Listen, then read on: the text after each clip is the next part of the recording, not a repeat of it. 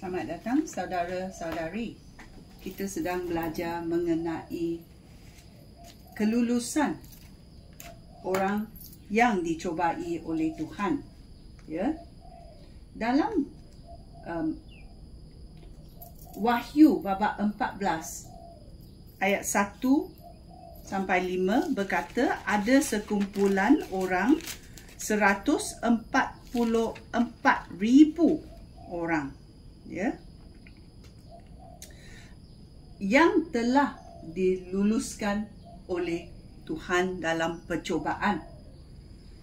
Ya, di dunia ini mereka tidak berbohong, bercela, mereka mengikuti Yesus bersungguh-sungguhnya, dan mereka adalah yang telah lulus dalam percobaan, dan mereka digelar sebagai tuaian pertama Tuhan di bumi ini, di dunia ini, ya, kerana dalam ayat 4-5, ya, 4 dan 5 babak 14 ayat 4 dan 5 berkata, ya, mereka tidak bersetubuh dengan wanita, oleh itu mereka murni seperti anak dara.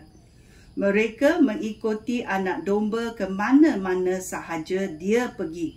Anak domba adalah Yesus Kristus. Antara umat manusia, merekalah yang telah diselamatkan oleh Allah. Mereka milik Allah dan milik anak domba itu, kerana mereka seperti sebahagian pertama daripada tuaian yang dipersembahkan kepada Allah. Mereka tidak pernah berbohong, mereka tidak bercela. Ini adalah manusia-manusia di dunia ini yang dikatakan 144,000 orang yang telah mengikuti corak hidup Yesus Kristus dan tidak bercela. Ya. Oleh itu kita tahu tuaian pertama diberi kepada Tuhan, dan kita masuk dalam perayaan itu dalam Wahyu babak 19 ayat 7. Tajuk adalah perjamuan kahwin anak domba. Marilah kita bersukacita.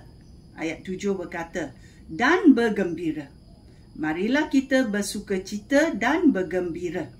Marilah kita memuji keagungannya, iaitu Yesus Kristus. Kerana masa perkahwinan anak domba sudah tiba dan pengantin perempuannya sudah siap untuk perkahwinan itu. Ya, ini ada lambang adalah orang yang telah lulus dalam perjalanan hidup di dunia ini dan diluluskan oleh Tuhan, dan di syurga ada perjamuan, dan orang-orang, ya, yang lulus seperti orang-orang dalam sebanyak orang dalam lautan manusia datang dijemput ke jamuan itu untuk melihat jamuan itu. Ya, oleh itu ini akan berlaku kelak. Adakah kamu seorang daripada dijemput? Adakah kamu seorang, ya, pengantin yang akan menjadi pengantin Yesus Kristus?